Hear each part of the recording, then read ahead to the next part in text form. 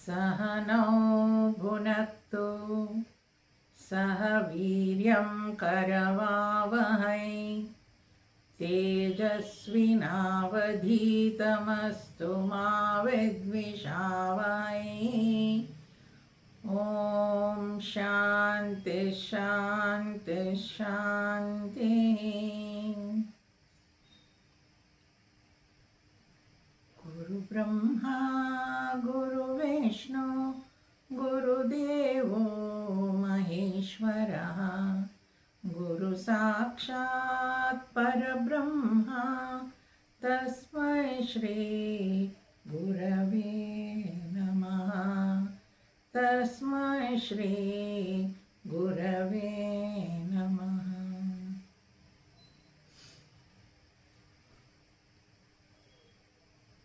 ಭಗವದ್ಗೀತೆ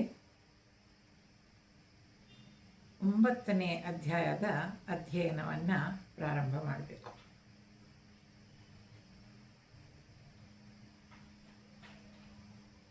ಇದು ನಾವು ಕಂಟಿನ್ಯೂಸ್ ಆಗಿ ಭಗವದ್ಗೀತೆಯನ್ನು ಪೂರ್ತಿ 18 ಅಧ್ಯಾಯಗಳನ್ನು ವಿಚಾರ ಮಾಡ್ತಾ ಇರೋದ್ರಿಂದ ಬಹಳಷ್ಟು ವಿಚಾರಗಳು ರಿಪೀಟ್ ಆಗ್ತಾ ಹೋಗುತ್ತೆ. ಆದ್ದರಿಂದ ಅದನ್ನೆಲ್ಲ ಬಹಳ ಸಂಕ್ಷಿಪ್ತವಾಗಿ ಹೇಳ್ತಾ ಮುಂದೆ ಹೋಗ್ತೇನೆ ನಾನು. ಈ ಷಟ್ಕದಲ್ಲಿ, ಮಧ್ಯಮ ಷಟ್ಕದಲ್ಲಿ ಭಗವಂತ ಯಾರು, ಅವನನ್ನು ಗುರ್ತಿಸೋದು ಹೇಗೆ, ಅವನ ಬಗ್ಗೆ ತಿಳ್ಕೊಂಡ ಮೇಲೆ ನಾವೇನು ಮಾಡಬೇಕು, ಆ ವಿಚಾರಗಳನ್ನು ಹೇಳ್ತಾ ಇರೋದಿಲ್ಲ. ಆ ಭಗವಂತನನ್ನು ಗುರ್ತಿಸೋದು ಹೇಗೆ, ಅವನ ಜೊತೆ ಸಂಬಂಧ ಇಟ್ಕೊಳ್ಳೋದು ಹೇಗೆ, ಆ ಥರ ವಿಚಾರಗಳಿಲ್ಲ. ಒಳ್ಳೆಯದು. 9ನೇ ಅಧ್ಯಾಯ ನೋಡೋಣ. ಓಂ ಶ್ರೀ ಪರಮಾತ್ಮನೇ ನಮಃ. ಅಥ ನವಮೋऽಧ್ಯಾಯಃ. ರಾಜವಿದ್ಯಾ ರಾಜಗುಹ್ಯಯೋಗಃ.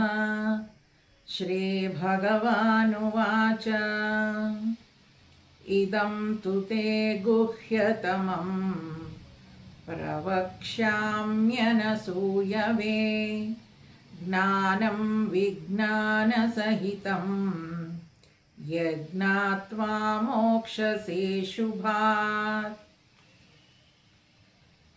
ಶ್ರೀ ಭಗವಂತನು ಹೇಳುತ್ತಾನೆ, ಹೇ ಅರ್ಜುನ, ಅಸೂಯಾರಹಿತನಾದ ನಿನಗೆ ಈಗ ಅತ್ಯಂತ ರಹಸ್ಯ ಜ್ಞಾನವನ್ನು ನಿನ್ನ ಅನುಭವಕ್ಕೆ ಬರುವಂತೆ ವಿವರಿಸುತ್ತೇನೆ. ಇದನ್ನು ತಿಳಿಯುವುದರಿಂದ ನೀನು ಸಂಸಾರ ಬಂಧನದಿಂದ ಬಿಡುಗಡೆಯನ್ನು ಪಡೆಯುವೆ.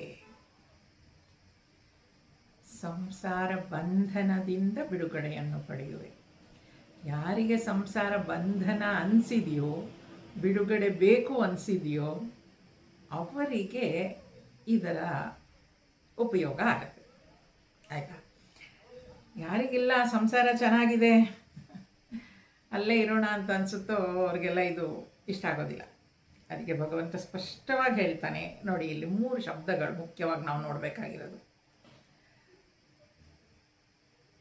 ಅಸೂಯಾರಹಿತನಾದ ಹೇ ಅರ್ಜುನ. ಏನಿದು? ಅರ್ಜುನನ್ಗೇನು ಹೇಳ್ತಾ ಇದ್ದಾನೆ ಅವನು? ಅಸೂಯಾರಹಿತನಾದ. ಏನಿದು ಅಸೂಯಾರಹಿತನಾದ? ಅಸೂಯೆ ಅಂದರೆ ಏನು?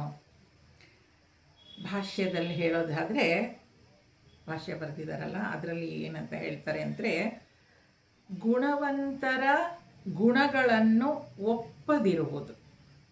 ಎಷ್ಟು ಸುಂದರವಾಗಿ ಹೇಳ್ತಾರೆ ನೋಡಿ.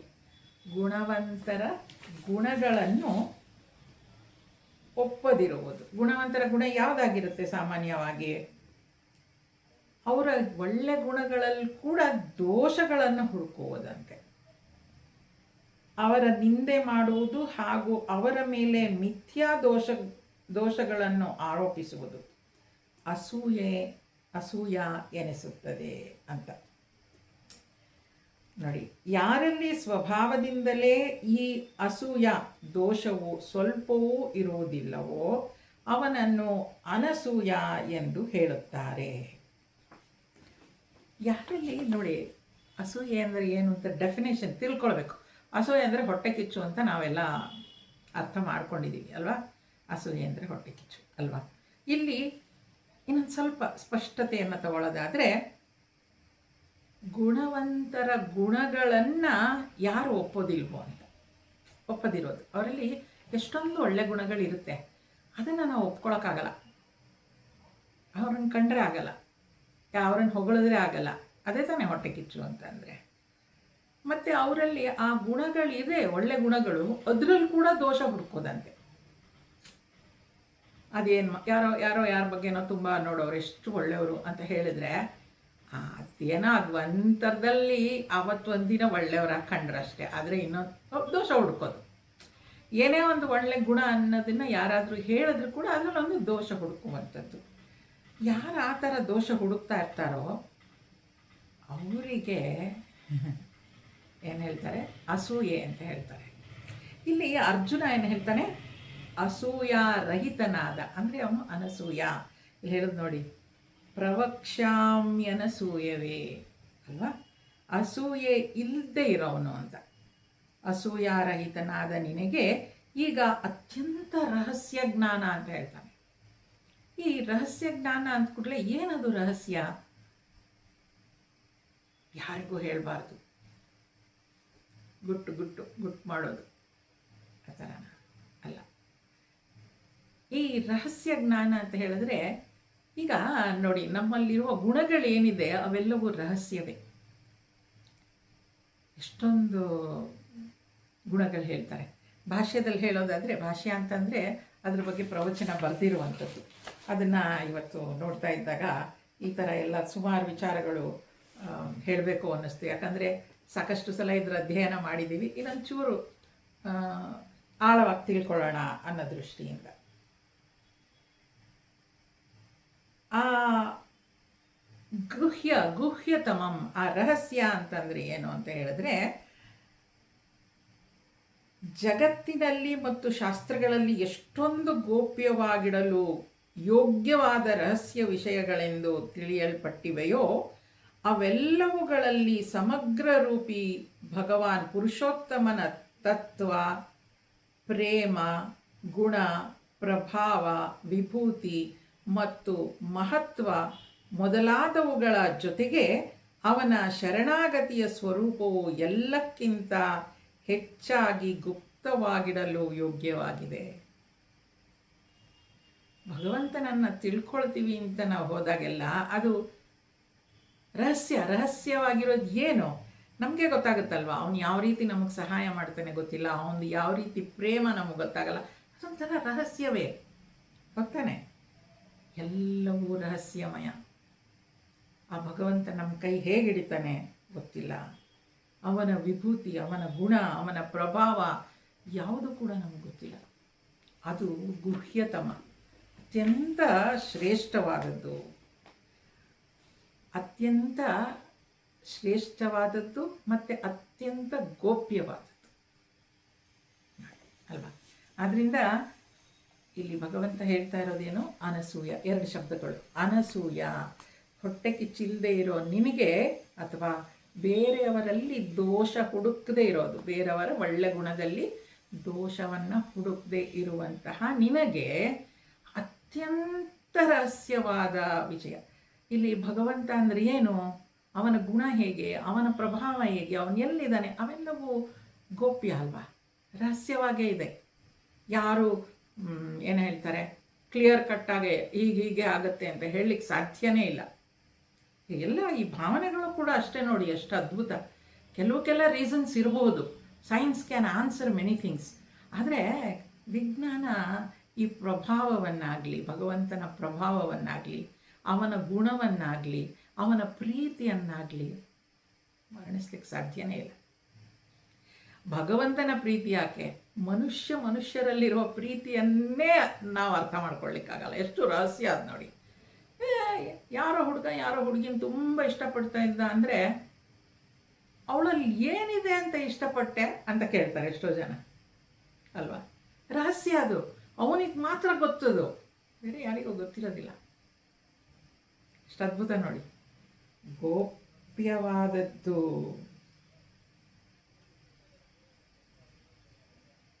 ಆ ರಹಸ್ಯವಾದ ವಿಚಾರವನ್ನು ಅಂದರೆ ಆ ಭಗವಂತನ ಪ್ರಭಾವ, ಅವನ ಗುಣ, ಆ ವಿಚಾರವನ್ನು ನಿನ್ನ ಅನುಭವಕ್ಕೆ ಬರುವಂತೆ ವಿವರಿಸ್ತೀನಿ ಅಂತಾನೆ. ಎಷ್ಟು ಸುಂದರ ನೋಡಿ. ವಿಚಾರ ನಿನ್ಗೆ ಅರ್ಜುನ ಏನು ದಡ್ಡ ಅಲ್ಲ, ಬೇಕಾದಷ್ಟು ತಿಳ್ಕೊಂಡವನು, ಅವನು ತಪಸ್ಸನ್ನು ಮಾಡಿರೋನು, ಅವನಿಗೆ ವಿಚಾರ ಗೊತ್ತಿದೆ. ಅದನ್ನು ಭಗವಂತ ಇಲ್ಲಿಗೆ ಹೇಳ್ತಿದ್ದಾನೆ, ಅದನ್ನು ನಿನ್ನ ಅನುಭವಕ್ಕೆ ಬರುವ ಹಾಗೆ ವಿವರಿಸ್ತೀನಿ ಅಂತ. ಅದು ನಮ್ಮ ಅನುಭವಕ್ಕೆ ಬರಬೇಕು ಅಂತ. ಅದನ್ನು ತಿಳಿಯೋದ್ರಿಂದ ಏನಾಗುತ್ತೆ? ಸಂಸಾರ ಬಂಧನದಿಂದ ಬಿಡುಗಡೆಯನ್ನು ಪಡೆಯುವೆ. ಸಂಸಾರ ಬಂಧನ ಅಂದ್ರೇನು? ಸುಖ ದುಃಖಗಳು. ಸಂಸಾರ ಅಂದ ಕೂಡಲೇ ಗಂಡ ಹೆಂಡತಿ ಮಕ್ಕಳು ಇಷ್ಟೇ ಅಲ್ಲ ಸಂಸಾರ. ಅದರಲ್ಲಿ ಜಗತ್ತಿನ ಒಡನೆ ನಾವು ಏನು ಸಂಪರ್ಕವನ್ನು ಇಟ್ಕೊಳ್ತೀವಿ, ಅದರಿಂದ ನಮಗೆ ಏನೇನು ಫಲ ಸಿಗುತ್ತೆ, ಅದು ಎಲ್ಲವೂ ಸಂಸಾರವೇ. ಆ ಸಂಸಾರದಲ್ಲಿ ಸಿಗುವಂತಹ ಸುಖ ದುಃಖಗಳಿಂದ ಬಿಡುಗಡೆ ಆಗತ್ತೆ ಅಂತ. ಅದಕ್ಕೆ ಇನ್ನೊಂದು ಶಬ್ದ ಬರುತ್ತೆ ನೋಡಿ, ಅಶುಭ ಅಂತ ಬರುತ್ತೆ. ಮೋಕ್ಷಸೆ ಅಶುಭಾತ್ ಅಲ್ವಾ? ಯಜ್ಞಾತ್ವ ಮೋಕ್ಷಸೆ ಅಶುಭ. ಇಲ್ಲಿ ಅಶುಭ ಅಂದರೆ ಏನು ಅನ್ನೋದಕ್ಕೆ ಇಲ್ಲಿ ಭಾಷ್ಯದಲ್ಲಿ ಅದನ್ನೇ ಹೇಳ್ತಾರೆ. ಸಮಸ್ತ ದುಃಖಗಳ, ಅದರ ಕಾರಣೀಭೂತ ಕರ್ಮಗಳ, ದುರ್ಗುಣಗಳ ಜನ್ಮ ಮರಣ ರೂಪಿ ಸಂಸಾರ ಬಂಧನ ಮತ್ತು ಇವೆಲ್ಲದರ ಕಾರಣ ರೂಪಿ ಅಜ್ಞಾನದ ವಾಚಕವಾಗಿ ಇಲ್ಲಿ ಅಶುಭ ಶಬ್ದವಿದೆ. ಇವೆಲ್ಲವುಗಳಿಂದ ಎಂದೆಂದಿಗೂ ಸಂಪೂರ್ಣವಾಗಿ ಬಿಡುಗಡೆ ಹೊಂದುವುದು ಮತ್ತು ಪರಮಾನಂದ ರೂಪಿ ಪರಮೇಶ್ವರನ ಪ್ರಾಪ್ತಿಯಾಗುವುದೇ ಅಶುಭಗಳಿಂದ ಮುಕ್ತನಾಗುವುದಾಗಿದೆ. ಏನು ಅಶುಭ ಇಲ್ಲಿ? ಸಮಸ್ತ ದುಃಖಗಳು. ಆ ದುಃಖ ಯಾವುದರಿಂದನಾದರೂ ಆಗಲಿ, ವಸ್ತುವಿಂದ ಆಗಲಿ, ವ್ಯಕ್ತಿಯಿಂದ ಆಗಲಿ, ದುಃಖವೇ. ಆ ದುಃಖಗಳು ಮತ್ತು ಅದಕ್ಕೆ ಕಾರಣೀಭೂತವಾದ ಕರ್ಮಗಳು. ಅದಕ್ಕೋಸ್ಕರ ನಾವು ಕರ್ಮ ಮಾಡಿದ್ರಿಂದಲೇ ಆ ಸುಖ ದುಃಖಗಳು ನಮಗೆ ಬಂದಿದ್ದು, ಅದಾಗಿ ಏನು ಬರಲಿಲ್ಲ. ಅದಕ್ಕೆ ಕಾರಣೀಭೂತವಾದ ಕರ್ಮಗಳು ಕೂಡ, ಮತ್ತು ದುರ್ಗುಣಗಳು, ನಮ್ಮಲ್ಲಿರೋ ದುರ್ಗುಣಗಳಿಂದ ಕೂಡ ದುಃಖ ಬರುತ್ತೆ. ಅದೆಲ್ಲ ಇರೋದ್ರಿಂದಲೇ ಜನನ ಮರಣ ರೂಪಿ ಸಂಸಾರ ಬಂಧನ. ಇದೆಲ್ಲ ಜನನ ಮರಣ ರೂಪಿ ಈ ಸಂಸಾರ ಬಂಧನ ಯಾಕಾಗ್ತಾ ಇದೆ? ನನ್ನಲ್ಲಿರುವ ಅಜ್ಞಾನದಿಂದ. ಆ ಅಜ್ಞಾನ ಅಜ್ಞಾನದಿಂದಲೇ ಇದೆಲ್ಲವೂ ಅಶುಭ. ಅಜ್ಞಾನ ಕೂಡ ಅಶುಭ. ಶುಭ ಉಂಟಾಗಬೇಕು ಅನ್ನೋದಾದರೆ ಏನಾಗಬೇಕು? ಜ್ಞಾನಿ ಆಗಬೇಕು. ನಾನು ಈ ಅಶುಭವನ್ನು ತೆಗೆದು ಹಾಕಬೇಕು ಅನ್ನೋದಾದರೆ ಜ್ಞಾನಿ ಆಗಬೇಕು. ಸಂಪೂರ್ಣವಾಗಿ ಬಿಡುಗಡೆ ಹೊಂದುವುದು ಮತ್ತು ಪರಮಾನಂದ ರೂಪಿ ಪರಮೇಶ್ವರನ ಪ್ರಾಪ್ತಿಯಾಗುವುದೇ ಅಶುಭದಿಂದ ಮುಕ್ತಿಯಾಗುವುದು ಅಂತ. ಆಯಿತಾ? ಅಶುಭ, ಇವೆಲ್ಲವನ್ನು ಅಶುಭ ಅಂತ ಭಾಷ್ಯದಲ್ಲಿ ಹೇಳ್ತಾರೆ. ಆದ್ದರಿಂದ ಈ ಅಧ್ಯಾಯ ಏನು? ರಾಜವಿದ್ಯಾ ರಾಜಗುಹ್ಯ. ಏನಿದು ರಾಜವಿದ್ಯಾ ರಾಜಗುಹ್ಯ? ಎಲ್ಲ ವಿದ್ಯೆಗಳಲ್ಲಿ ಇದು ಅತ್ಯಂತ ಶ್ರೇಷ್ಠವಾದ ವಿದ್ಯೆ. ಈ ವಿದ್ಯೆಯನ್ನು ಅರಿತುಕೊಂಡ್ರೆ ಮನುಷ್ಯ ಜೀವನದಲ್ಲಿ ಚಂದದಲ್ಲಿ ಜೀವಿಸ್ಬೋದು. ಈ ವಿದ್ಯೆಯನ್ನು ಅರಿತುಕೊಂಡು ಜೀವನ ಮಾಡೋದಿದೆಯಲ್ಲ, it makes lot of difference. Quality of the life will improve. ಅದರಿಂದ ಅದನ್ನು ರಾಜವಿದ್ಯಾ ಅಂತ ಹೇಳ್ತಾರೆ.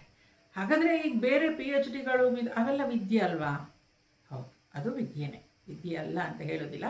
ಆ ವಿದ್ಯೆಗೂ ಈ ವಿದ್ಯೆಗೂ ವ್ಯತ್ಯಾಸ ಏನು ಅಂತ ಹೇಳಿದ್ರೆ, ಆ ವಿದ್ಯೆಗಳನ್ನು ಪಡೆಯೋದ್ರಿಂದ ಹಣ ಸಂಪಾದಿಸ್ಬೋದು ನಾವು, ಅಥವಾ I may be very good at one particular subject, chemistry, physics, mathematics, economics, history, ಏನೋ ಒಂದು ವಿದ್ಯೆಯಲ್ಲಿ ನಾನು ಪರಿಣತಿಯನ್ನು ಹೊಂದ್ಬೋದು.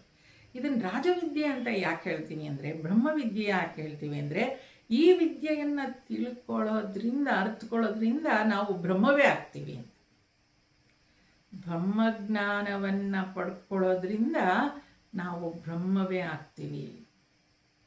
ಆದರೆ ಬೇರೆ ವಿದ್ಯೆಗಳನ್ನು ಪಡ್ಕೊಂಡ್ರೆ ಏನಾಗುತ್ತೆ? ಅದನ್ನು ನಾವು ಪಡ್ಕೊಂಡಿದ್ದೀವಿ ಅಂತ ಆಗತ್ತೆ ಅಷ್ಟೇ, ಅದೇ ಆಗಲ್ಲ. ಈಗ ನಾನು ಕಂಪ್ಯೂಟರ್ ಸೈನ್ಸ್ ಕಲ್ತ್ಕೊಂಡಿದ್ದೀನಿ ಅಂದರೆ ನಾನು ಕಂಪ್ಯೂಟರ್ ಸೈನ್ಸ್ ಆಗೋದಿಲ್ಲ. ನಾನು ಮ್ಯಾಥಮೆಟಿಕ್ಸ್ ಕಲ್ತ್ಕೊಂಡಿದ್ದೀನಿ ಚಂದದಲ್ಲಿ ಅಂದರೆ ನಾನು ಮ್ಯಾಥಮೆಟಿಕ್ಸ್ ಆಗಲ್ಲ. ನಾನು ಮ್ಯಾಥಮೆಟಿಕ್ಸ್ನ ಕಲ್ತ್ಕೊಂಡಿದ್ದೀನಿ ಅಷ್ಟೇ. I am A professor in that. ಆದರೆ ಈ ರಾಜವಿದ್ಯೆ ಇದನ್ನು ಕಲ್ತ್ಕೊಂಡ್ರೆ ಏನಾಗುತ್ತೆ, ಆ ಬ್ರಹ್ಮನೇ ಆಗ್ತೀವಿ. ಅದರಿಂದ ಅದು ರಾಜವಿದ್ಯಾ ಅಂತ ಅನ್ನಿಸ್ಕೊಳ್ತೆ. ಆ ರಾಜವಿದ್ಯೆ ಹಾಗೆಯೇ ಈ ಪರಮಾತ್ಮನನ್ನು ತಿಳ್ಕೊಂಡು ನಾವೇ ಪರಮಾತ್ಮನಲ್ಲಿ ಒಂದಾಗುವಂಥದ್ದು, ಅಥವಾ ನಾವೇ ಪರಮಾತ್ಮ ಅನ್ನೋದನ್ನು ಅರ್ಥ ಮಾಡ್ಕೊಳ್ಳೋದು ಅದ್ವೈತದಲ್ಲಾದರೆ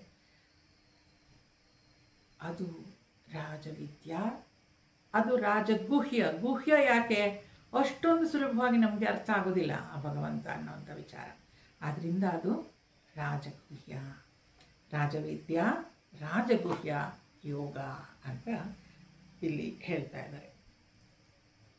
ಅದನ್ನು ತಿಳಿಯುವುದರಿಂದ ನೀನು ಸಂಸಾರ ಬಂಧನದಿಂದ ಬಿಡುಗಡೆ ಪಡೆಯುವೆ. ಇದು ಸ್ಪಷ್ಟವಾಗಿ ತಿಳ್ಕೊಳ್ಬೇಕು. ಬಹಳಷ್ಟು ಜನ ನಿಮಗೂ ಕೇಳ್ತಾ ಇರ್ಬೋದು, ಏನು ಗೀತೆಯನ್ನು ಓದಿದ್ದೀರಾ, ಏನಾಯಿತು, ಅದರಿಂದ ಏನಾಯಿತು? ಯಾರೋ ಗುರುದೇವ್ ಹತ್ರ ಹೋಗಿ ಹೇಳಿದ್ರಂತೆ, ಗುರುದೇವ್ ನಾನು ಭಗವದ್ಗೀತೆಯನ್ನು ಎಷ್ಟೋ ಸಲ 21 ಸಲ ಓದಿದ್ದೀನಿ. ನೀನು ಗೀತೆಯನ್ನು ಅಷ್ಟು ಸಲ ಓದಿದ್ಯಾ? You have gone through Gita so many times, but has Gita gone through you ಅಂತ ಕೇಳ್ತಾ ಇದ್ರು ಅವರು. ಗೀತೆಯನ್ನು ನೀನು ಓದಿದ್ಯಾ, ಆದರೆ ನೀನು ಆ ಗೀತೆಯಲ್ಲಿ ಎಷ್ಟು ನಿನ್ನಲ್ಲಿ ನೀನು ಅಳವಡಿಸ್ಕೊಂಡಿದ್ಯಾ, ಅದರಿಂದ ಅಷ್ಟೇ ಅದು ಉಪಯೋಗ ಆಗೋದು.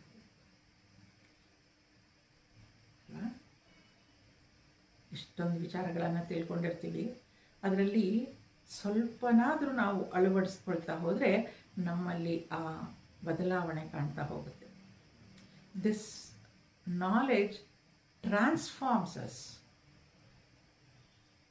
ಆ ಟ್ರಾನ್ಸ್ಫಾರ್ಮೇಷನ್ ಮಾಡೋಕ್ಕಾಗುವಂಥ ವಿದ್ಯೆ ಯಾವುದು? ರಾಜವಿದ್ಯೆ. ಬೇರೆ ಯಾವುದೇ ವಿದ್ಯೆ ನಮ್ಮನ್ನು ಟ್ರಾನ್ಸ್ಫಾರ್ಮ್ ಮಾಡೋಕ್ಕಾಗಲ್ಲ. ಆದ್ದರಿಂದ ಇದು ರಾಜವಿದ್ಯೆ. ಕೇಳ್ಬೋದು ಎಲ್ಲರೂ, ನಮ್ಗೆ ಇದರಿಂದ ಏನು ಉಪಯೋಗ ಆಗುತ್ತೆ ಅಂತ. ಅದರಿಂದ ಹೇಳಬೇಕು ಏನು ಉಪಯೋಗ ಆಗುತ್ತೆ. ಸಂಸಾರ ಬಂಧನದಿಂದ ಬಿಡುಗಡೆಯನ್ನು ಪಡಿತಾ ಇದ್ದೀವಿ. ಬಿಡುಗಡೆ ಪಡೆಯೋದು ಅಂದ್ರೇನು ಗೊತ್ತಿರೋ ಹಾಗೆ ನಮಗೆಲ್ಲ ಇವಾಗ ಭೂಲೋಕದಲ್ಲಿ ಬಂದಿದ್ದೀವಿ, ಪ್ರಪಂಚದಲ್ಲಿ ಇದ್ದೀವಿ ಅಂದರೆ ಯಾವಾಗಲೂ ಹೇಳೋದೇನೋ ಪಾಪ ಪುಣ್ಯ ಎರಡರ ಫಲವನ್ನು ನಾವು ಅನುಭವಿಸಲೇಬೇಕು. ಬರೀ ಸುಖವನ್ನೇ ಅನುಭವಿಸೋದಾಗಿದ್ದರೆ ಸ್ವರ್ಗದಲ್ಲಿ ಇರ್ತಾ ಇದ್ವಿ, ದುಃಖವನ್ನೇ ಅನುಭವಿಸೋದಾಗಿದ್ದರೆ ನರಕದಲ್ಲಿ ಇರ್ತಾ ಇದ್ವಿ. ಭೂಲೋಕದಲ್ಲಿ ಇದ್ದೀವಿ ಅಂತ ಅಂದರೆ ಪಾಪ ಪುಣ್ಯ ಸುಖ ದುಃಖ ಇದ್ದದ್ದೇ ಇರಲೇಬೇಕು. ಈ ವಿದ್ಯೆಯನ್ನು ತಿಳ್ಕೊಂಡಿರೋದ್ರಿಂದ ನಮಗೆ ಬರ್ತಾ ಇರೋ ಕಷ್ಟ ಸುಖಗಳನ್ನು ನಾವು ಧೈರ್ಯವಾಗಿ ಎದುರಿಸ್ಲಿಕ್ಕಾಗ್ತಾ ಇದೆ.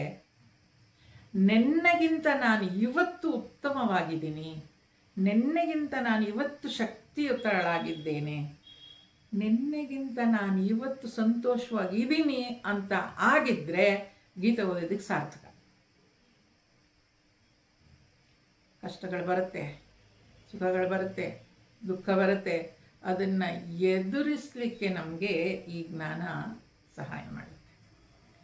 ನಾವು ಇಷ್ಟು ದಿನ ಭಗವದ್ಗೀತೆಯನ್ನು ಓದಿದ್ದೀವಿ, ನನಗೆ ಹಳೆಯ ನೋವುಗಳೇನೇನಿತ್ತು ಅದನ್ನೆಲ್ಲ ನನಗೆ ಕಡಿಮೆ ಆಗಿದೆ ಅಥವಾ ಬಿಟ್ಟು ಹೋಗಿದೆ ಅಂತ ಅಂದರೆ ಗೀತೆ ಓದಿದ್ದಕ್ಕೆ ಸಾರ್ಥಕ. ಸಂಸಾರ ಬಂಧನದಿಂದ ಬಿಡುಗಡೆಯನ್ನು ಪಡೆಯುವೆ. ಸಂಸಾರ ಬಂಧನದಿಂದ ಬಿಡುಗಡೆ ಪಡಿತಾ ಇದ್ದೀವಾ ನೋಡ್ಕೊಳ್ಬೇಕು ನಾವು. ನಮ್ಮ ದುಃಖ ಕಡಿಮೆ ಆಗ್ತಾ ಇದೆಯಾ, ಆಗ್ತಾ ಇಲ್ವಾ? ಗೀತೆಯನ್ನು ನಾವು ಸರಿಯಾಗಿ ಅರ್ಥ ಮಾಡ್ಕೊಳ್ತಾ ಇಲ್ಲ, ಅಥವಾ ಅರ್ಥ ಮಾಡ್ಕೊಂಡಿದ್ದೀವಿ ಅದನ್ನು ಅಳವಡಿಸ್ಕೊಳ್ತಾ ಇಲ್ಲ. ಆದ್ದರಿಂದ ಈ ವಿದ್ಯೆ ರಾಜವಿದ್ಯೆ. ಇದು ರಾಜವಿದ್ಯೆ ಮತ್ತು ರಾಜಗುಹ್ಯ. ಅಷ್ಟೇ ಗುಹ್ಯವಾದದ್ದು, ಅಷ್ಟೊಂದು ಸುಲಭವಾಗಿ ಅರ್ಥವಾಗುವಂಥದ್ದಲ್ಲ ಅಂತ ಭಗವಂತನೇ ಹೇಳ್ತಾನೆ. ನಾವು ಒಬ್ಬರನ್ನೊಬ್ಬರು ಅರ್ಥ ಮಾಡ್ಕೊಳ್ಳೋದೇ ಕಷ್ಟ. ಯಾಕೆ? ಯಾರ್ಯಾರಲ್ಲಿ ಏನೇನು ಭಾವನೆಗಳು ತುಂಬಿಕೊಂಡಿದೆಯೋ ನಮಗೇನು ಗೊತ್ತಿರುತ್ತೆ ಅಲ್ವಾ ಮನಸ್ಸಿನಲ್ಲಿ. ಅಂಥದ್ರಲ್ಲಿ ಭಗವಂತನನ್ನು ತಿಳ್ಕೊಳ್ಬೇಕು ಅಂತಂದರೆ ಅದು ಮತ್ತಷ್ಟು ಗುಹ್ಯ.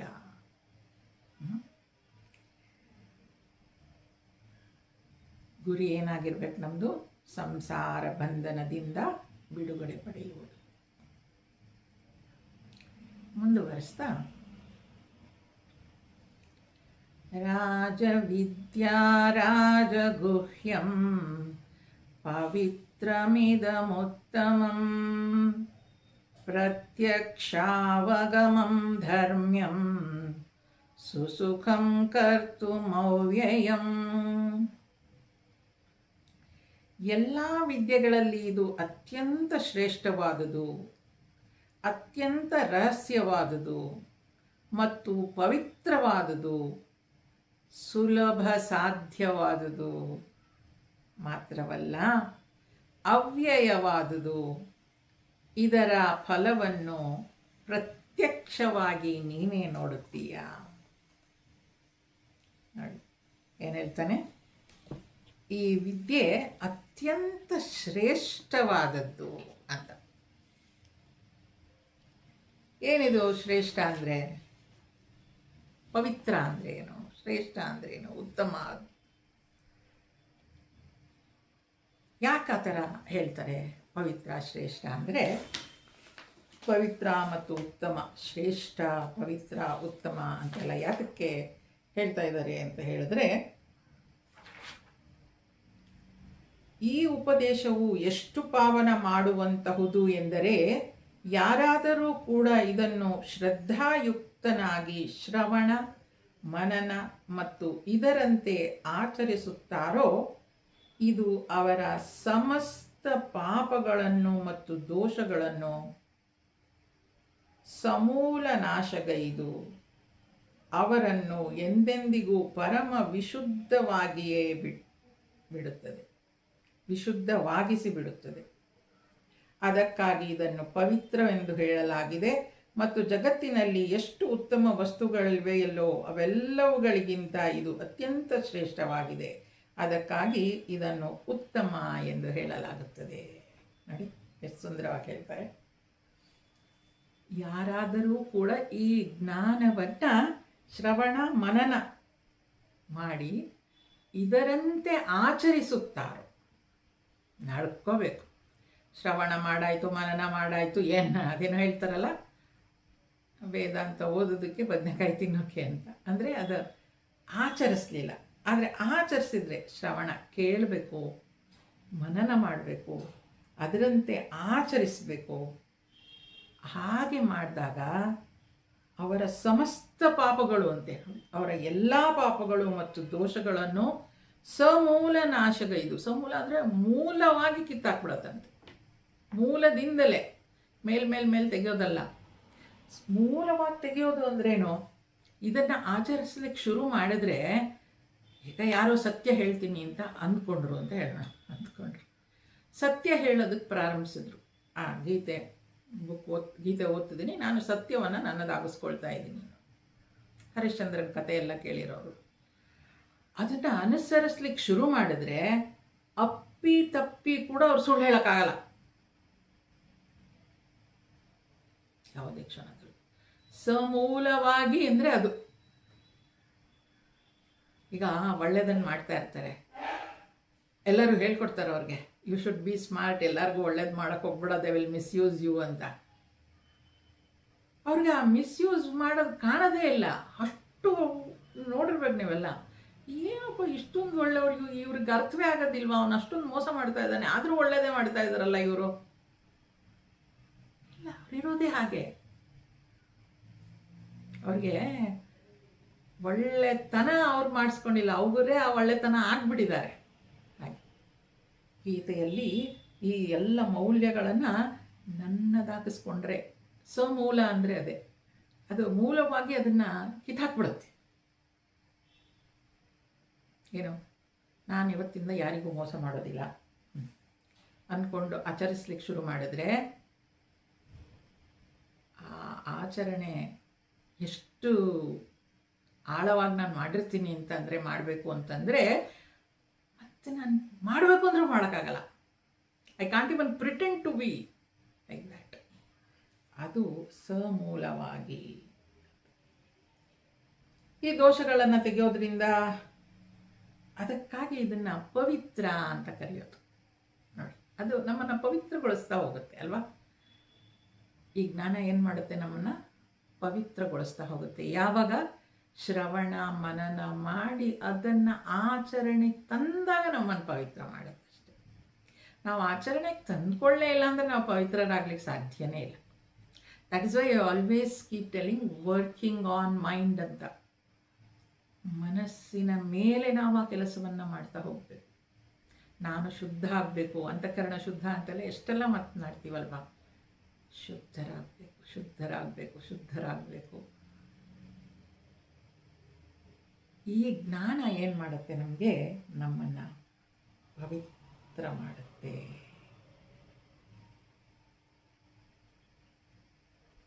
ಇದು ಅವ್ಯಯ, ನಾಶ ಆಗದೇ ಇರುವಂಥದ್ದು.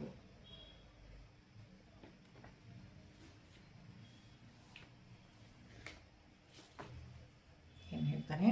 ಎಲ್ಲ ವಿದ್ಯೆಗಳಲ್ಲಿ ಇದು ಅತ್ಯಂತ ಶ್ರೇಷ್ಠವಾದದ್ದು. ಶ್ರೇಷ್ಠ ಯಾಕೆ ಅಂತ ಗೊತ್ತಾಯ್ತಲ್ಲ? ಅದು ಯಾಕೆಂದರೆ ನಾವೇ ಅದು ಆಗ್ಬಿಡ್ತೀವಿ. ಅದರಿಂದ ಅತ್ಯಂತ ರಹಸ್ಯವಾದದ್ದು. ರಹಸ್ಯವಾದದ್ದು ಅಂದರೆ ಭಗವಂತನ ಗುಣಗಳ ರಹಸ್ಯವಾಗಿರುವಂಥದ್ದು. ಮತ್ತು ಪವಿತ್ರವಾದದ್ದು ಯಾಕೆ ಅಂದರೆ ನಮ್ಮಲ್ಲಿರುವ ದೋಷಗಳನ್ನು ಮೂಲ ಸಹಿತ ಬೇರು ಸಮೇತ ತೆಗೆದ. ಮತ್ತು ಸುಲಭ ಸಾಧ್ಯ ಅಂತ ಹೇಳ್ತಾರೆ. ಯಾರು ಇದೆಲ್ಲ ಮಾಡೋಕ್ಕಾಗತ್ತೆ ಹೇಳ್ಬಿಡ್ತಾರೆ ಸುಲಭ ಅಂತ. ಎಲ್ಲಿದೆ ಸುಲಭ? ಇಲ್ಲ. ನಾವು ಒಂದು ಹೆಜ್ಜೆ ಇಟ್ಟರೆ ಸಾಕು, ಭಗವಂತ 10 ಹೆಜ್ಜೆ ಇಡಿಸ್ತಾನೆ ನಮ್ಮ ಕೈಲಿ. ಅದರಿಂದ ಆ ಮೊದಲನೇ ಹೆಜ್ಜೆ ನಾನು ಇಡಬೇಕು, ಆವಾಗ ಅದು ಸುಲಭ ಆಗುತ್ತೆ. ಮೊದಲನೇ ಹೆಜ್ಜೆ ನಾನು ಇಡಬೇಕು, ಆವಾಗದು ಖಂಡಿತ ಸುಲಭ ಆಗುತ್ತೆ. ಸುಲಭ ಮತ್ತು ಸಾಧ್ಯ. ಸುಲಭ ಸಾಧ್ಯವಾದದ್ದು ಹೌದು, ಅದು ಸುಲಭವೂ ಹೌದು, ಸಾಧ್ಯ ಕೂಡ. ನಮಗೆ ಮಾಡಲಿಕ್ಕಾಗುತ್ತೆ. ಮಾಡಲಿಕ್ಕಾಗೋದಿಲ್ವಾ?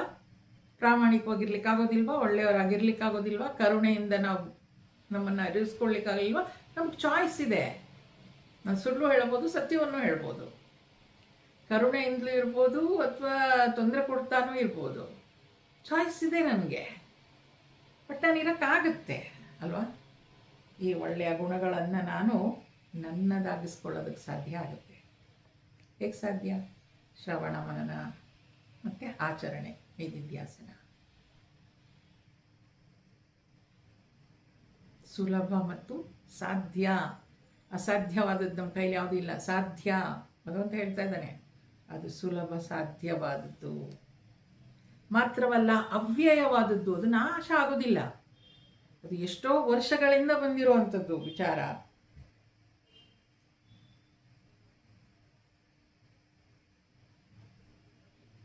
ಅದು ನಾಶ ಆಗೋದಿಲ್ಲ. ಈಗ ಒಳ್ಳೆ ಕರ್ಮಗಳು ಮಾಡಿರೋದ್ರಿಂದ ಒಳ್ಳೆ ಫಲ ಸಿಗ್ತಾ ಇದೆ, ಅದು ನಾಶ ಆಗೋಲ್ಲ. ಇಲ್ಲ ನಾನು ಒಳ್ಳೆ ಕರ್ಮ ಮಾಡಿದರೂ ಕೂಡ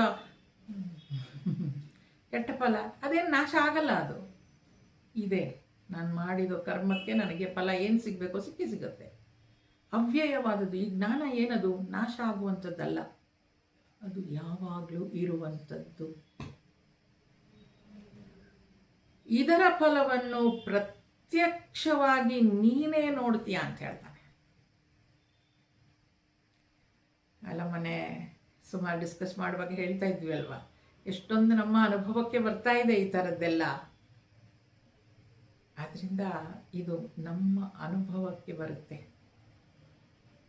ಪ್ರತ್ಯಕ್ಷವಾಗಿ ನೀನೇ ನೋಡ್ತೀಯ ಅಂತ ಹೇಳ್ತಾನೆ ಭಗವಂತ ಅರ್ಜುನನಿಗೆ. ಇದನ್ನು ಆಚರಿಸು, you will see miracles in life.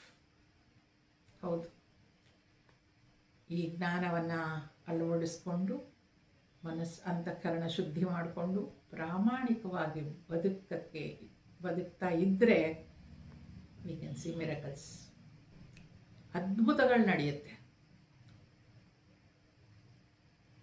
ಅದನ್ನು ನಾವೇ ನೋಡ್ಬೋದು. ನೀನೇ ನೋಡ್ತೀಯ ಅಂತ ಹೇಳ್ತಾನೆ ಅರ್ಜುನನಿಗೆ. ನೋಡಿ ಅಲ್ವಾ, ಪ್ರತ್ಯಕ್ಷವಾಗಿ ನೀನು ನೋಡ್ತೀಯ ಇದರ ಫಲವನ್ನು. ಯಾವುದು?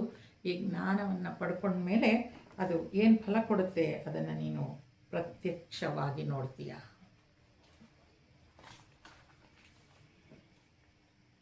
ಎಲ್ಲ ವಿದ್ಯೆಗಳಲ್ಲಿ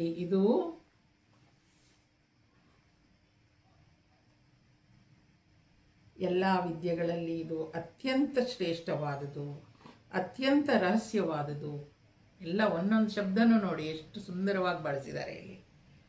ಪವಿತ್ರವಾದದ್ದು, ಸುಲಭ ಸಾಧ್ಯವಾದದ್ದು, ಮಾತ್ರವಲ್ಲ ಅವ್ಯಯವಾದದ್ದು. ಇದರ ಫಲವನ್ನು ಪ್ರತ್ಯಕ್ಷವಾಗಿ ನೀನು ನೋಡ್ತೀಯ. ಪ್ರತ್ಯಕ್ಷವಾಗಿ ನಾವು ನೋಡ್ತೀವಿ. ಮುಂದುವರಿಸ್ತಾ, ಅಶ್ರದ್ಧಾನ ಪುರುಷಾಃ ಧರ್ಮಸ್ಯಾಸ್ಯ ಪರಂತಪ ಅಪ್ರಾಪ್ಯ ಮಾಂ ನಿವರ್ತಂತೆ ಮೃತ್ಯು ಸಂಸಾರವರ್ತ್ಮನಿ. ಶತ್ರು ಭಯಂಕರನಾದ ಹೇ ಅರ್ಜುನ, ಈ ಜ್ಞಾನದಲ್ಲಿ ಶ್ರದ್ಧೆ ಇಲ್ಲದ ಮಾನವರು ನನ್ನನ್ನು ಪಡೆಯದೆ ಮತ್ತೆ ಮತ್ತೆ ಸಂಸಾರ ಚಕ್ರದಲ್ಲೇ ತಿರುಗುತ್ತಿರುತ್ತಾರೆ. ಹೆದರಿಸ್ತಾ ಇಲ್ಲದೆ ಭಗವಂತ ಇಲ್ಲಿ ಅವನು ಚಾಯ್ಸ್ ಕೊಟ್ಟಿದ್ದಾನೆ. ನೀನು ಇದನ್ನು ತಿಳ್ಕೊಂಡ್ರೆ ಇದೆಲ್ಲ ಆಗತ್ತೆ ಅಂತ. ಪ್ರತ್ಯಕ್ಷವಾಗಿ ನೀನೇ ನೋಡ್ತೀಯ, ಅದನ್ನೆಲ್ಲ ಅನುಭವಿಸ್ತೀಯ ಅಂತ.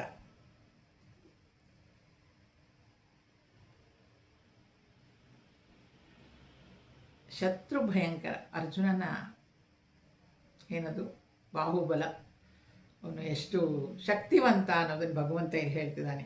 ಶತ್ರುಗಳು ಅವನನ್ನು ನೋಡಿ ಹೆದರು ಬಿಡ್ತಾ ಇದ್ರಂತೆ. ಶತ್ರು ಭಯಂಕರನಾದ ಹೇ ಅರ್ಜುನ, ಈ ಜ್ಞಾನದಲ್ಲಿ ಶ್ರದ್ಧೆ ಇಲ್ಲದ ಮಾನವರು, ಈ ಜ್ಞಾನದಲ್ಲಿ ಶ್ರದ್ಧೆ ಇಲ್ಲದೆ ಇರೋರ್ಗೇನಾಗುತ್ತೆ, ಅವ್ರು ನನ್ನನ್ನು ಪಡೆಯೋದಿಲ್ಲ ಅಷ್ಟೇ. ಏನೋ ನನ್ನನ್ನು ಪಡೆಯಲ್ಲ, ಅವ್ರೇನೋ ಹಾಳಾಗೋಗ್ತ ಏನು ಹೇಳ್ತಾ ಇಲ್ಲ ಅವನು. ಯಾರಿಗೆ ಶ್ರದ್ಧೆ ಇರಲ್ವೋ ಅವ್ರು ನನ್ನನ್ನು ಪಡೆಯಲ್ಲ ಅಷ್ಟೇ, ಸಿಂಪಲ್. ಅವ್ರು ಹಾಗಾದರೆ ಹೇಗಿರ್ತಾರೆ? ಮತ್ತೆ ಮತ್ತೆ ಜನನ ಮರಣ ಚಕ್ರದಲ್ಲಿ ಸುತ್ತುತ್ತಾ ಇರ್ತಾರಷ್ಟೇ, ಸಂಸಾರ ಚಕ್ರದಲ್ಲಿ. ಪುನರಪಿ ಜನನಂ ಪುನರಪಿ ಮರಣಂ.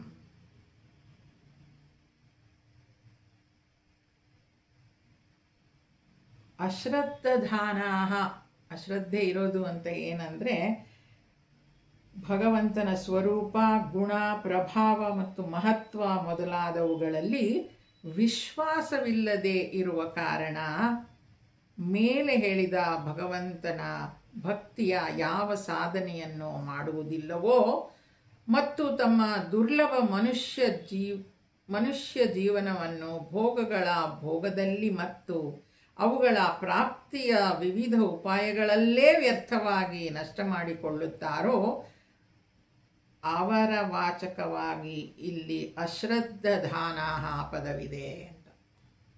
ಶ್ರದ್ಧೆ ಇಲ್ಲದೆ ಇರೋದ್ರೆ ಏನು?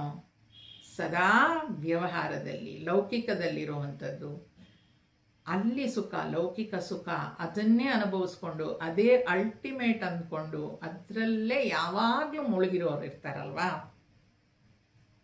ಯಾರಿಗೆ ಭಗವಂತನ ಸ್ವರೂಪ, ಗುಣ, ಪ್ರಭಾವ ಮತ್ತು ಮಹತ್ವ ಇದರಲ್ಲಿ ವಿಶ್ವಾಸ ಇರೋದಿಲ್ವೋ, ಇದರ ನೋಡ್ತೀವಿ ನಾವು ಅಲ್ವಾ. ಆಥೀಸ್ಟ್ಸ್ ಅಂತ ಹೇಳ್ತೀವಿ, ಭಗವಂತನಲ್ಲಿ ನಂಬಿಕೆ ಇಲ್ಲ. ಅದು ಒಂದು ಪಂಥ. ಆ ರೀತಿಯಲ್ಲಿ ಬದುಕೋರು ಏನಾಗ್ತಾರೆ, ಭಗವಂತ ಅವ್ರಿಗೆ ನಾನು ಶಾಪ ಕೊಟ್ಬಿಡ್ತೀನಿ ಏನು ಹೇಳಲ್ಲ. ಆ ಥರ ನೀನು ಆ ಥರ ಇರ್ತೀಯೋ ಇರು, ಬೇಡ ಅಂತ ಹೇಳಿಲ್ಲ. ಅವ್ರಿಗೇನಾಗುತ್ತೆ, ಮತ್ತೆ ಮತ್ತೆ ಸಂಸಾರ ಚಕ್ರದಲ್ಲಿ ಸಿಕ್ಕಿ ಬೀಳ್ತಾರಷ್ಟೇ. ಪುನರಪಿ ಜನನಂ ಪುನರಪಿ ಮರಣಂ. ಮತ್ತೆ ಹುಟ್ಟುತ್ತಾರೆ, ಮತ್ತೆ ಸಾಯ್ತಾರೆ, ಮತ್ತೆ ಹುಟ್ಟುತ್ತಾರೆ, ಮತ್ತೆ ಸಾಯ್ತಾರೆ, ಅಷ್ಟೇ. ಅಷ್ಟರಲ್ಲೇ ಅವ್ರ ಜೀವನ ಆಗೋಗುತ್ತೆ ಅಂತ. ಮೃತ್ಯು ಸ್ವರೂಪಿ ಸಂಸಾರ ಚಕ್ರದಲ್ಲಿ ಸುತ್ತುತ್ತಿರುತ್ತಾರೆ ಮತ್ತೆ ಮತ್ತೆ. ಸೊ ಚಾಯ್ಸ್ ಈಸ್ ಯೋರ್ಸ್ ಅಂತಾನೆ ಭಗವಂತ. ಮೇಲಿನ ಶ್ಲೋಕದಲ್ಲಿ ಹೇಳಿದಾಗೆ ಅದು ಶ್ರೇಷ್ಠ ವಿದ್ಯೆ ಅಂತ ತಿಳ್ಕೊಂಡು ಶ್ರವಣ ಮನನ ಮಾಡಿ ಆಚರಿಸಿ ಅದರ ಫಲವನ್ನು ಪ್ರತ್ಯಕ್ಷವಾಗಿ ನೋಡ್ತೀಯೋ ನೋಡು. ಇಲ್ಲ, ಆ ಜ್ಞಾನದಲ್ಲಿ ನನಗೆ ಶ್ರದ್ಧೆ ಇಲ್ಲ, ಹೇಳಿರ್ಬೋದು 5,000 ವರ್ಷಗಳಿಂದ ಇದೆಲ್ಲ ಬರೆದಿಟ್ಟಿದ್ದಾರೆ, ಇದು ನನಗೆ ಬೇಕಾಗಿಲ್ಲ, I am happy as I am ಅಂತ ಅಂದ್ಕೊಂಡು ಯಾರಿರ್ತಾರೋ ಇರಲಿ. ಅವರು ಏನಾಗುತ್ತೆ, ಅವ್ರಿಗೆ ಮತ್ತೆ ಮತ್ತೆ ಮತ್ತೆ ಸಂಸಾರ ಚಕ್ರದಲ್ಲಿ ಬರ್ತಾರಷ್ಟೇ, ಅಲ್ಲೇ ತಿರುಗ್ತಾ ಇರ್ತಾರೆ. ಸೊ ಈಗ ನಮಗೆ ಏನು ಬೇಕು ಅಂತ ನಾವೇ ಡಿಸೈಡ್ ಮಾಡ್ಕೊಳ್ಬೇಕು ಅಲ್ವಾ. ಮುಂದುವರಿಸ್ತಾ, ಮಯಾ ತತಮಿದಂ ಸರ್ವಂ ಜಗದವ್ಯಕ್ತಮೂರ್ತಿನಾ ಮತ್ಸ್ಥಾನಿ ಸರ್ವಭೂತಾನಿ ನ ಚಾಹಂ ತೇಷ್ವವಸ್ಥಿತಃ. ಅವ್ಯಕ್ತ ರೂಪನಾದ ನನ್ನಿಂದ ಈ ಜಗತ್ತೆಲ್ಲವೂ ವ್ಯಾಪಿಸಿದೆ. ಇಲ್ಲಿರುವ ಸಮಸ್ತ ಜೀವರಾಶಿಗಳು ನನ್ನಲ್ಲಿವೆ, ನಾನು ಅವುಗಳಲ್ಲಿಲ್ಲ. ಎಷ್ಟು ಅದ್ಭುತ ನೋಡಿ ಅಲ್ವಾ. ಅವ್ಯಕ್ತ ರೂಪ ಅಂತ ಹೇಳಿದಾಗ ಹಿಂದಿನ ಅಧ್ಯಾಯದಲ್ಲಿ ನಾವು ನೋಡಿದ್ದೀವಿ, ಅಧಿಭೂತ, ಅಧಿಯಜ್ಞ, ಅಧಿದೈವ ಅಲ್ವಾ. ಎಲ್ಲದರಲ್ಲೂ ಇರೋದು ಅವನೇ ಅನ್ನೋದು ಗೊತ್ತಿದೆ ನಮಗೀಗ. ಅವ್ಯಕ್ತ, ಅವನು ವ್ಯಕ್ತವಾಗಿಲ್ಲ ಅಲ್ಲಿ. ಅವ್ಯಕ್ತ ರೂಪದಲ್ಲಿ ಅವ್ಯಕ್ತ ಮೂರ್ತಿನ ಅವ್ಯಕ್ತದಲ್ಲಿದ್ದಾನೆ. ಈ ಜಗತ್ತು ಅಂತ ಹೇಳುವಾಗ ಜಡ ಮತ್ತು ಚೈತನ್ಯ ಎರಡೂ ಕೂಡ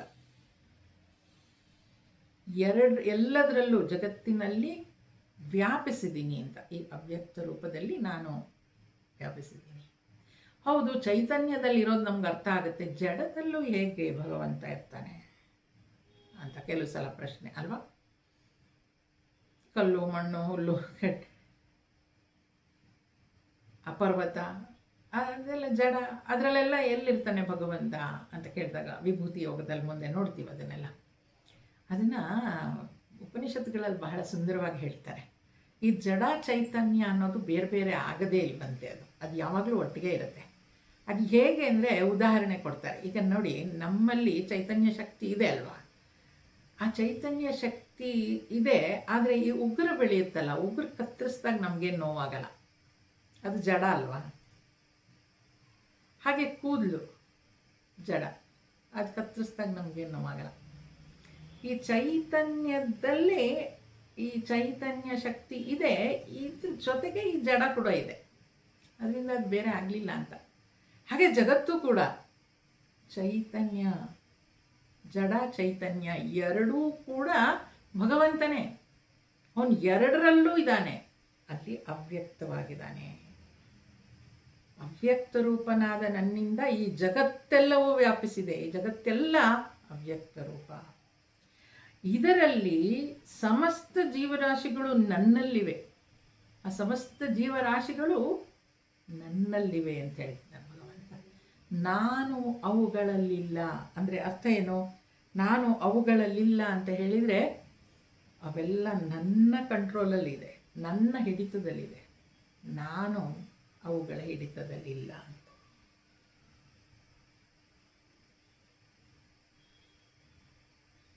ಜಗತ್ತೆಲ್ಲವೂ ಭಗವಂತನ ಹಿಡಿತದಲ್ಲಿದೆ.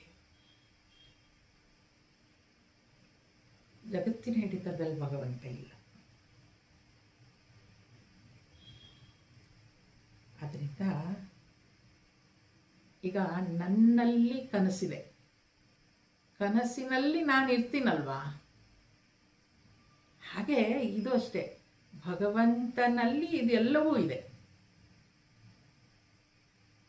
ನಾನು ಮಲಗಿದಾಗ ನನಗೆ ಕನಸು ಹೇಗೆ ಬೀಳುತ್ತೋ, ನನಗೆ ಕನಸು ಬಿತ್ತು ಅಂತ ಹೇಳ್ತೀನಿ ಅಲ್ವಾ, ಸ್ವಪ್ನ. ಹಾಗೆ ಎಲ್ಲಿದೆ ಅದು ಸ್ವಪ್ನ? ಹೇಳಕ್ಕಂಗೆ ಯು ಕ್ಯಾಂಟ್ ಒಂದು ಸ್ಟ್ರೈಟ್ ಲೈನ್ ಹಾಕಿ ಹೇಳಕ್ಕೆ ಬರಲ್ಲ. ಹಾಗೆ ಭಗವಂತ ಅವ್ಯಕ್ತನಾಗಿ ಎಲ್ಲ ಕಡೆ ಇದ್ದಾನೆ. ಆ ಅವ್ಯಕ್ತದಲ್ಲಿ ಅಂದರೆ ಆ ಜೀವರಾಶಿಗಳೆಲ್ಲ ಅವನಲ್ಲಿದೆ, ಎಲ್ಲವೂ ಅವನಲ್ಲಿದೆ. ಆದರೆ ನಾನು ಅವುಗಳಲ್ಲಿಲ್ಲ ಅಂತ ಹೇಳಿದ್ರೆ ಅವುಗಳ ಹಿಡಿತದಲ್ಲಿ ನಾನಿಲ್ಲ ಅಂತ ಹೇಳ್ತಾನೆ.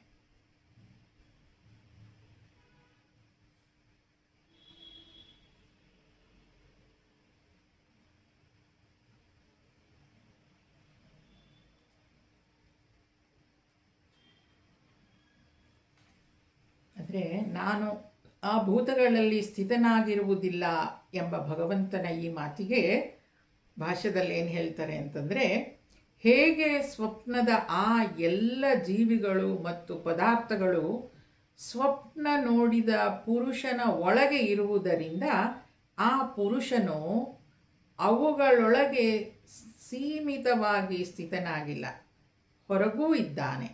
ಹಾಗೆಯೇ ಜಗತ್ತೆಲ್ಲವೂ ಭಗವಂತನ ಒಂದಂಶದಲ್ಲಿ ಇರುವ ಕಾರಣ ಭಗವಂತನು ಅದರ ಒಳಗೆ ಸರ್ವತ್ರ ವ್ಯಾಪ್ತನಾಗಿದ್ದರೂ ಅದರಲ್ಲಿ ಸೀಮಿತನಾಗಿಲ್ಲ. ಹೇಗೆ ಅದನ್ನು ಅರ್ಥ ಮಾಡ್ಕೊಳ್ಳೋದು ಅನ್ನೋದಕ್ಕೆ, ಈಗ ನಮಗೆ ಕನಸು ಬೀಳುತ್ತೆ. ಕನಸು ಬಿದ್ದಾಗ ಕನಸಿನ ಪಾತ್ರಗಳೆಲ್ಲ ಆಗೋದು ಯಾರೋ?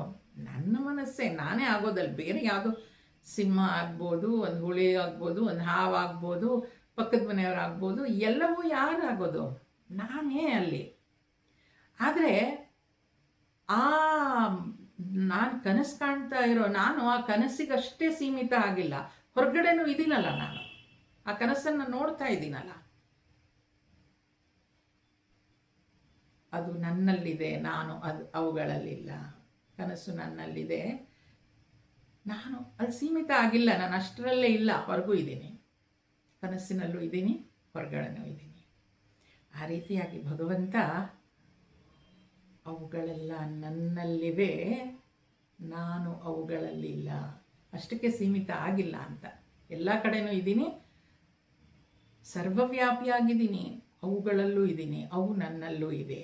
ಈ ರೀತಿಯಾಗಿ ಭಗವಂತ ಅವನ ನೋಡಿ, ಇದೇ ರಹಸ್ಯವಿದ್ಯೆ ಅಂತ ನಾವು ಯಾತಕ್ಕೆ ಹೇಳೋದು? ಇದಕ್ಕೆ ಅಷ್ಟು ಸುಲಭವಾಗಿ ಅರ್ಥ ಆಗೋದಿಲ್ಲ ಅಲ್ವಾ ಇದೆಲ್ಲ. ಭಗವಂತ ಹೇಗಿದ್ದಾನೆ, ಎಲ್ಲಿದ್ದಾನೆ, ಅದೇ ರಹಸ್ಯ. ಗುಹ್ಯ ಅಂತ ಹೇಳೋದು ಅದನ್ನೇ. ರಾಜವಿದ್ಯಾ, ರಾಜಗುಹ್ಯ ಅಂತ ಹೇಳುವಾಗ ಇದೆ. ಜೀವರಾಶಿಗಳು ನನ್ನಲ್ಲಿವೆ, ನಾನು ಅವುಗಳಲ್ಲಿಲ್ಲ. ಮುಂದುವರಿಸ್ತಾ ಇನ್ನೂ ತಮಾಷೆ ಆಗಿದೆ ನೋಡಿ ಅದು. ನ ಚ ಮತ್ಸ್ಥಾನಿ ಭೂತಾನಿ ಪಶ್ಯ ಮೇ ಯೋಗಮೈಶ್ವರಂ ಭೂತಭೃನ್ನ ಚ ಭೂತಸ್ಥಃ ಮಮಾತ್ಮ ಭೂತ ಭಾವನಃ. ನಿಜವಾಗಿ ಹೇಳಬೇಕೆಂದರೆ ಯಾವ ಜೀವರಾಶಿಗಳು ನನ್ನಲ್ಲಿಲ್ಲ. ಬೇಳೆಲಿದ್ದೇನು ಎಲ್ಲ ನನ್ನಲ್ಲಿದೆ ಅಂತ. ಯಾವ ಜೀವರಾಶಿಗಳು ನನ್ನಲ್ಲಿಲ್ಲ. ಪರಮಾಶ್ಚರ್ಯಕರವಾದ ನನ್ನ ಈ ಯೋಗೈಶ್ವರ್ಯವನ್ನು ನೀನು ನೋಡು. ಜೀವರಾಶಿಗಳನ್ನು ಕಾಪಾಡುವವನು ನಾನಾದರೂ ಅವುಗಳಲ್ಲಿ ನಾನಿಲ್ಲ.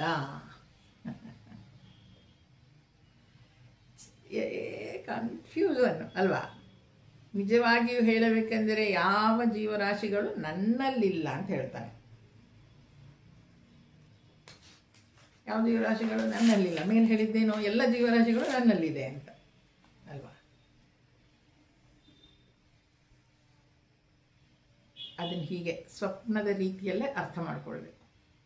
ಈಗ ಕನಸು ಅಂತ ಬಿದ್ದಾಗ ಅದರಲ್ಲಿರುವ ಎಲ್ಲ ಪಾತ್ರಗಳು ನಾನೇ ಆಗಿರ್ತೀನಿ, ಆದರೆ ನಾನು ಅಷ್ಟಕ್ಕೆ ಸೀಮಿತ ಆಗಿರೋದಿಲ್ಲ. ಹಾಗಾದರೆ ನಾನು ಕನಸಿನಲ್ಲಿದ್ದೇನೋ, ಕನಸಿನ ವ್ಯಕ್ತಿನೋ ನಾನು ಅಲ್ಲ. ಹಾಗಾದರೆ ನಿಜವಾಗ್ಲೂ ಇದೀನಲ್ಲ, ಈ ವ್ಯಕ್ತಿನ ನಾನು ಅಲ್ಲ. ಎರಡೂ ನಾನೇ ಅಲ್ವಾ? ಯಾವ ಜೀವರಾಶಿಗಳು ನನ್ನಲ್ಲಿಲ್ಲ. ಕನಸಿನ ಸ್ಥಿತಿಯಲ್ಲಿರುವಾಗ ಯಾವ ಜೀವರಾಶಿಗಳು ನನ್ನಲ್ಲಿಲ್ಲ. ಅಲ್ಲಿ ಅದೊಂದು ಕ್ಷಣ ಈಗ ಬಂದು ಮಾಯ ಆಗಿ ಹೊರಟೋಯ್ತು.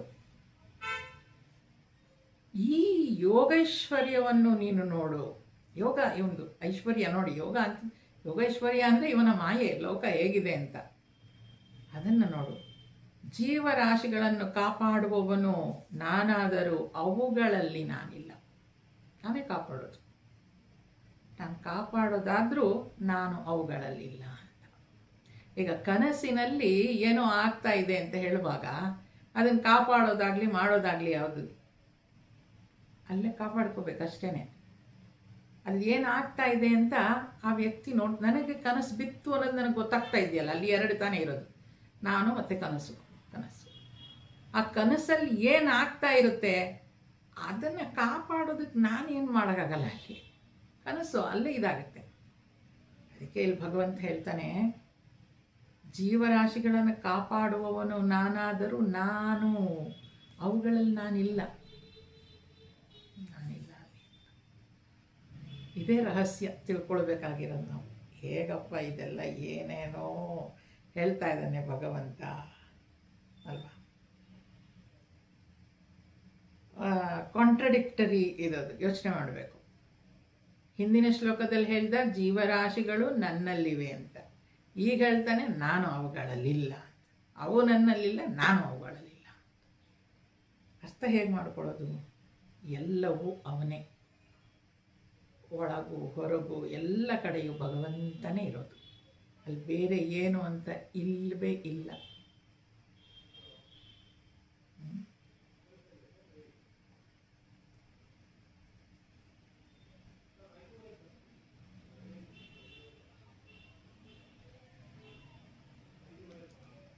ಸ್ವಲ್ಪ ಇದು ಮೆಲುಕು ಹಾಕಬೇಕು. ನಾನು ಅವುಗಳಲ್ಲಿಲ್ಲ, ಅವು ನನ್ನಲ್ಲಿಲ್ಲ, ಈ ಥರದಲ್ಲಿ ಸ್ವಲ್ಪ ಮೆಲುಕು ಹಾಕ್ಕೊಂಡ್ರೆ ಅರ್ಥ ಆಗ್ತಾ ಹೋಗುತ್ತೆ. ಕನಸು ಮತ್ತು ನಾನು, ಕನಸಿನಲ್ಲಿ ನಾನಿದ್ದೀನ. ಅದಕ್ಕೆ ಯಾವಾಗಲೂ ಒಂದು ಕತೆ ಕೂಡ ಹೇಳ್ತಾಯಿದ್ರು. ಒಬ್ಬ ರಾಜನಿಗೆ ಕನಸು ಬಿತ್ತಂತೆ. ಕನಸಲ್ಲಿ ಅವನು ಭಿಕ್ಷುಕನಾಗಿ ಭಿಕ್ಷೆ ಬಿಡ್ತಾ ಇರ್ತಾನೆ. ಎಚ್ಚರ ಆದಮೇಲೆ ಜನಕ ಮಹಾರಾಜನ ಕತೆ ಅಂತ ಹೇಳ್ತಾರೆ. ಎಚ್ಚರ ಆದಮೇಲೆ ಅವನು ಕೇಳ್ತಾ ಹೋಗ್ತಾನಂತೆ, ಕನಸಿನಲ್ಲಿದ್ದ ಭಿಕ್ಷುಕ ನಿಜನ ಅಥವಾ ಎಚ್ಚರದಲ್ಲಿರುವ ರಾಜ ನಿಜನ? ಯಾರು? ನಾನು ಯಾರು? ನಾನು ಎಚ್ಚರದಲ್ಲಿರುವಾಗಿನ ರಾಜನ ಅಥವಾ ಕನಸಿನಲ್ಲಿರುವ ಭಿಕ್ಷುಕನ ನಾನು ಅಂತ ಕೇಳ್ತಾ ಹೋಗ್ತಾನೆ.